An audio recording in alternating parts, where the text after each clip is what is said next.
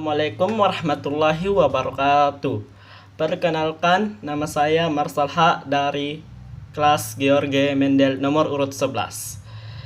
Saya akan mempresentasikan uji kompetensi 3.2 Dinamika Demokrasi Pancasila.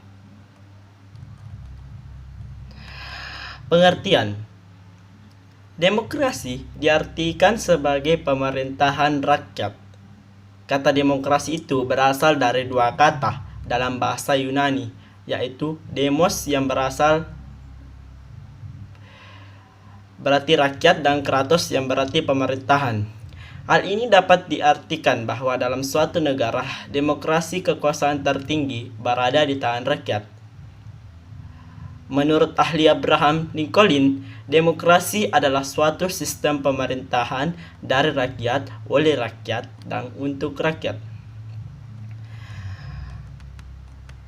Macam-macam demokrasi.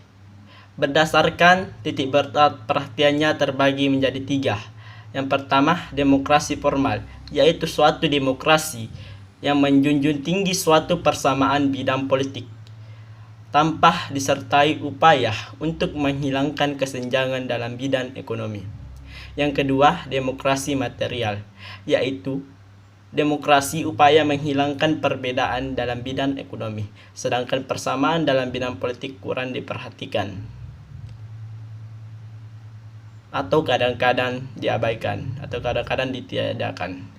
Yang ketiga, demokrasi gabungan, yaitu bentuk demokrasi yang mengambil kebaikan serta membuang keburukan dari bentuk demokrasi formal dan material. Berdasarkan ideologinya, terbagi menjadi 2, demokrasi liberal dan demokrasi rakyat, atau disebut juga dengan demokrasi proletar. Demokrasi liberal yaitu demokrasi yang didasarkan pada kebebasan atau individualisme. Demokrasi rakyat yaitu demokrasi yang didasarkan pada paham komunis. C. Berdasarkan proses penyaluran kehendak rakyat. Yang pertama, demokrasi langsung, yaitu paham demokrasi yang mengikut sertakan setiap warga negaranya dalam permusyawaratan untuk menentukan kebijaksanaan umum negara. Yang kedua, demokrasi tidak langsung, yaitu paham demokrasi yang dilaksanakan melalui sistem perwakilan. Prinsip demokrasi. Yang pertama, adapun prinsip-prinsip tersebut sebagai berikut. A. Menyelesaikan perselisihan dengan damai dan secara lembaga. B. Menjamin terselenggaranya perubahan secara damai dalam suatu masyarakat yang sedang berubah. Yang ketiga, menyelenggarakan pergantian pimpinan secara teratur. Membatasi pemakaian kekerasan sampai minimum. Mengakui serta menganggap wajar adanya keanekaragaman, menjamin tegaknya keadilan. Adapun prinsip demokrasi Pancasila. Yang pertama itu demokrasi yang berketuhanan yang Maha Esa. Yang kedua, demokrasi dengan kecerdasan. Yang ketiga, demokrasi yang berkedaulatan rakyat.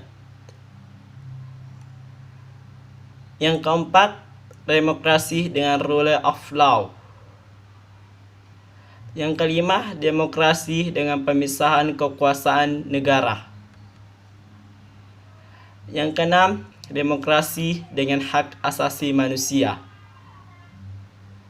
Yang ketujuh, demokrasi dengan pengadilan yang merdeka. Yang kedelapan, demokrasi dengan otonomi daerah. Yang kesembilan, demokrasi dengan kemakmuran. Yang terakhir, demokrasi yang berkeadilan sosial.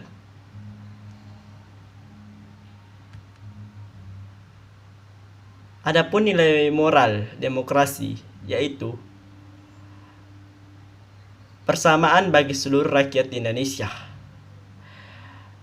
keseimbangan antara hak dan kewajiban, pelaksanaan kebebasan yang dipertanggungjawabkan secara moral kepada Tuhan Yang Maha Esa, diri sendiri, dan orang lain.